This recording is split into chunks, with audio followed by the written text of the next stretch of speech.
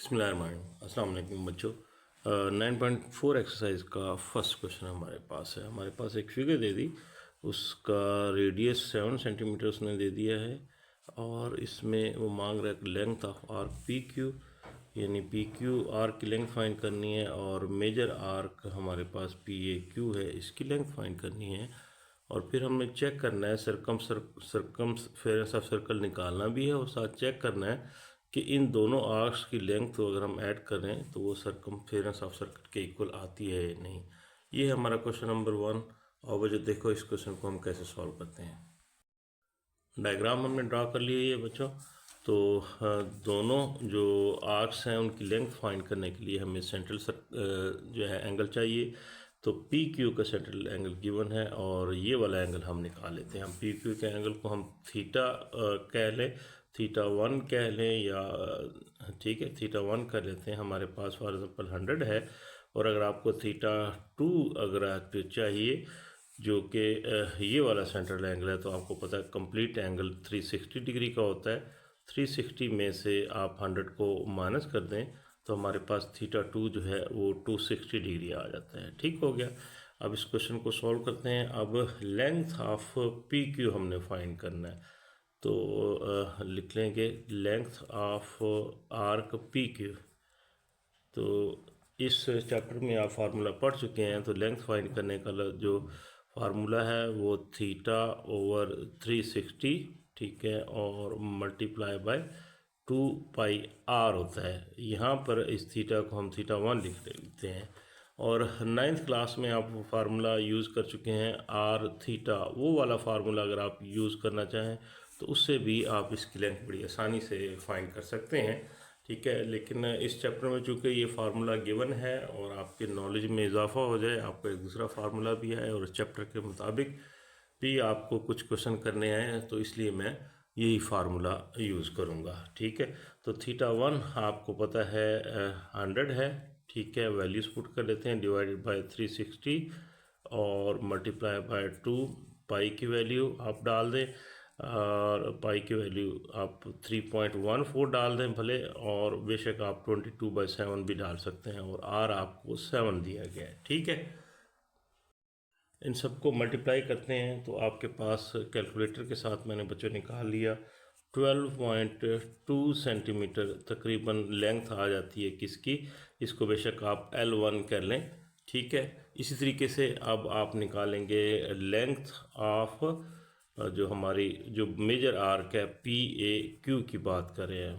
ठीक है, उसका फार्मूला भी सेम उसी तरीके से आप लिखेंगे theta 2 over 360 multiply by 2 pi R. Values put कर लेते हैं। थीटा 2 अभी आप निकाल चुके हैं, ये आपका 260 है। 260 डिवाइड बाय 360 और मल्टीप्लाई बाय 2 इंटू 3.14 और आर आपका वही 7 है। ठीक है, और कैलकुलेटर से इनको आप सॉल्व करेंगे तो बेटा तकरीबन आपका आंसर 31.75 मेरा आंसर आ रहा है।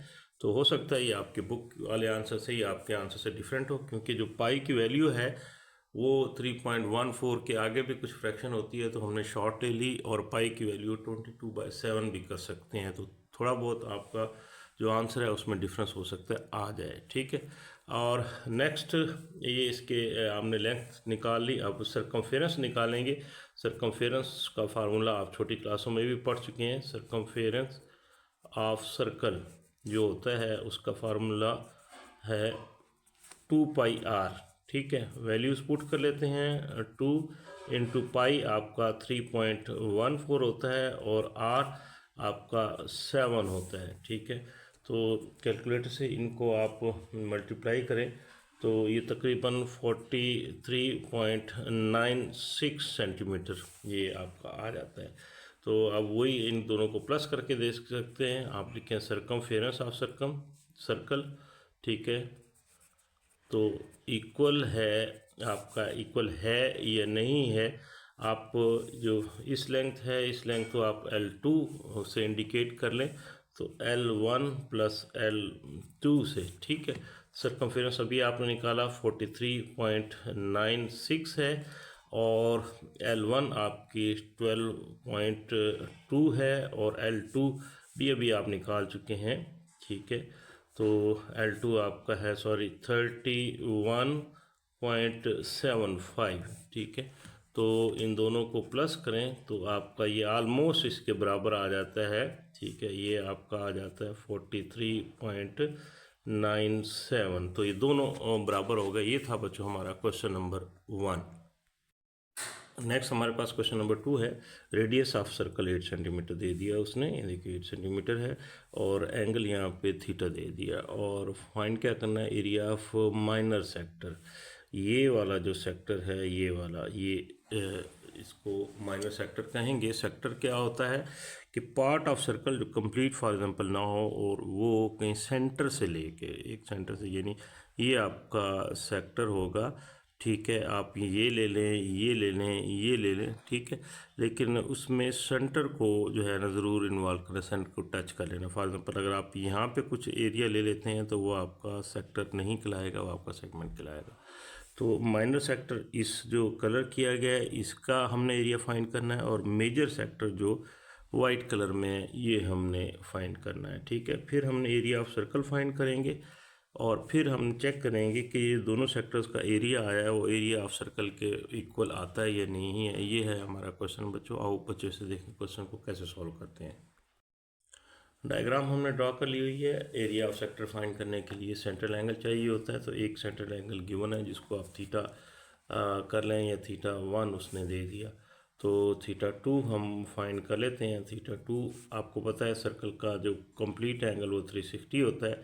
360 में से 60 अगर आप माइनस कर लें तो आपके पास θ2 जो है बच्चों आपका 300 डिग्री हो जाएगा, ठीक है।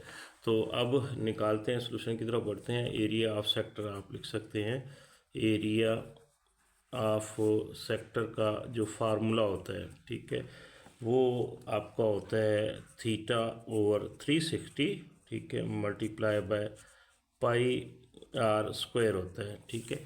आप 9th क्लास में भी एक से मिलता जुलता एक फार्मूला पढ़ चुके हैं। वहाँ पर आपने फार्मूला पढ़ा था एरिया का 1/2r², थीटा, ये फार्मूला होता था, और एंगल को आप रेडियन में लेते थे। तो इस एक्सरसाइज में ये भी तकरीबन वही फार्मूला, थोड़ा सा डिफरेंट है, लेकिन हम चूँकि नए एक फार्मूले से, नई बुक है 10th क्लास है, तो नया फार्मूला दिया गया, तो ये नया फार्मूला ही यूज़ करेंगे ताकि आपको एक क्वेश्चन को सॉल्व करने के लिए जो है दो फार्मूले या दो वैल्यूज़ के, दो फार्मूलों के ज़रिए इसको सॉल्व करना आपको आता हो, ठीक है। तो एरिया ऑफ सेक्टर्स का फार्मूला हमने लिख दिया।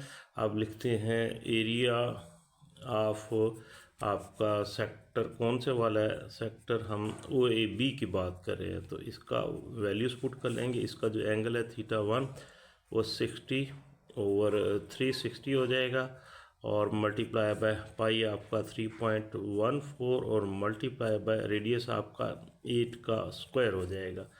तो इसको एरिया को आप बेशक A1 से आप कर लें, ठीक है, और ये सारी वैल्यूज़ कैलकुलेटर से आप इसको सॉल्व करें तो एरिया ऑफ सेक्टर A जो आ जाता है 33.49 तकरीबन आ जाता है। ये बच्चों मैंने अलग से कैलकुलेटर पे निकाल लिया हुआ है। नेक्स्ट इसी तरीके से हम एरिया ऑफ सेक्टर जो मेजर सेक्टर है वो निकालेंगे। हम लिखेंगे एरिया ऑफ कौन सा सेक्टर, OACB, ठीक है, वो आपका यही फार्मूला हम यूज़ करेंगे, लेकिन वहाँ पर जो एंगल है ये आपका θ2 यानी 300 पुट करेंगे। ये आपका हो जाएगा 300 डिवाइडेड बाय 360, बाकी पाई उसी तरीके से 3.14, और रेडियस भी आपका 8 का स्क्वायर है, ठीक है। इसको आप कैलकुलेटर से सॉल्व करें तो आपका आंसर मैंने कैलकुलेटर से निकाला बच्चों 167.47 अप्रॉक्सीमेटली आ जाता है। दोनों सेक्टर्स का एरिया आप निकाल लिया। अब आपने क्या करना है, एरिया ऑफ सर्कल निकालना है, ठीक है। एरिया ऑफ सर्कल आपको पता है फार्मूला, ठीक है, एरिया ऑफ सर्कल, ठीक है, वो होता है आपका πr² होता है। वैल्यूज पुट कर लेते हैं, 3.14 मल्टीप्लाई बाय r, उसी तरीके से आपका 8 का स्क्वायर हो गया। तो एरिया ऑफ सर्कल बच्चों कैलकुलेटर से आप निकाले तो मैंने कर लिया कैलकुलेट 200.96 सेंटीमीटर स्क्वायर होता है। ठीक है, तो पीछे हमने यूनिट नहीं डाले, सॉरी, इसके यूनिट में अगेन यहाँ पे डाल लेता हूँ। ये भी हमारा सेंटीमीटर स्क्वायर और ये भी आपका सेंटीमीटर स्क्वायर हो जाएगा। अब हमने चेक करना है। ठीक है, अब लेट्स सपोज इसको हमने एरिया A1 किया था, इसको A2 कर लें और इसको आप A कर लें। ठीक है, सॉरी, तो A3 कर लें या जस्ट A कर लें। तो अब इन को सम करके देखते हैं। आप लिखेंगे एरिया ऑफ सर्कल। ठीक है, एरिया ऑफ सर्कल जो है वो आपका A1 प्लस A2 ये आता है या नहीं है। एरिया ऑफ सर्कल आपने निकाल लिया 200.96 है। A1 आप निकाल चुके हैं 33.49 और A2 आपने निकाला था 167.47। ठीक है, तो अगर इन दोनों को आप प्लस कर लें तो आपका एग्जैक्टली 200.96 दोनों साइडों से आ जाता है। तो ये था बच्चों आपका क्वेश्चन नंबर 2।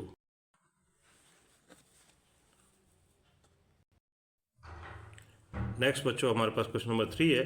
कहता है find the distance covered by the tip of the hour hand. ये क्लॉक की बात करें, आर हैंड की टिप कितना डिस्टेंस कवर करेगी in 5 hours if length of the hour hand is 10 centimetre. तो ये क्वेश्चन है। आओ बच्चों देखो इस क्वेश्चन को हम कैसे सॉल्व करते हैं। डायग्राम हमने ड्रॉ कर ली बच्चों। आपको पता है क्लॉक भी एक सर्कल की तरह होता है और इसका भी जो एंगल होता है, ये कंप्लीट एंगल वो 360 डिग्री का होता है। तो ये फॉर एग्ज़ाम्पल ये आर हैंड है और ये उसकी फॉर एग्ज़ाम्पल ये टिप हम ले लेते हैं। ठीक हो गया।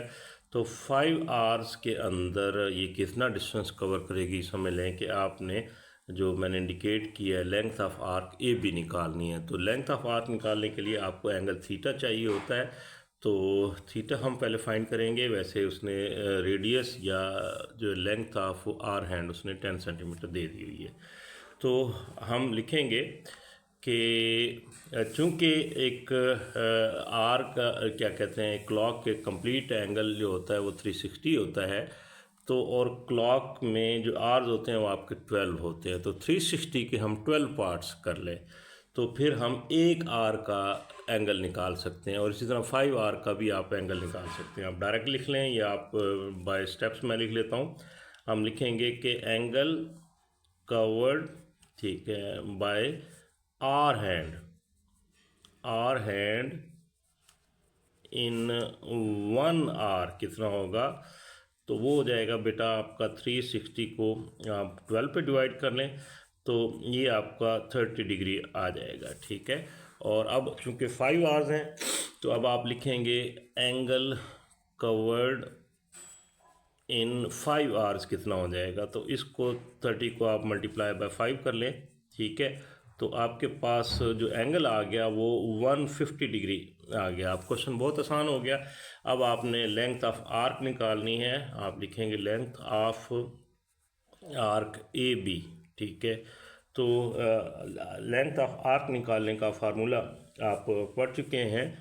Theta over 360 multiply by 2 pi R होता है। वैल्यूज़ पुट कर लेते हैं। थीटा आपका 150 हो गया डिवाइडेड बाय 360 और मल्टीप्लाई बाय 2 पाई आपका 3.14 और आर जो उसने दी है वो 10 दी है। तो इसको आप कैलकुलेटर से आप करें तो बच्चों 26.17 सेंटीमीटर आ जाता है।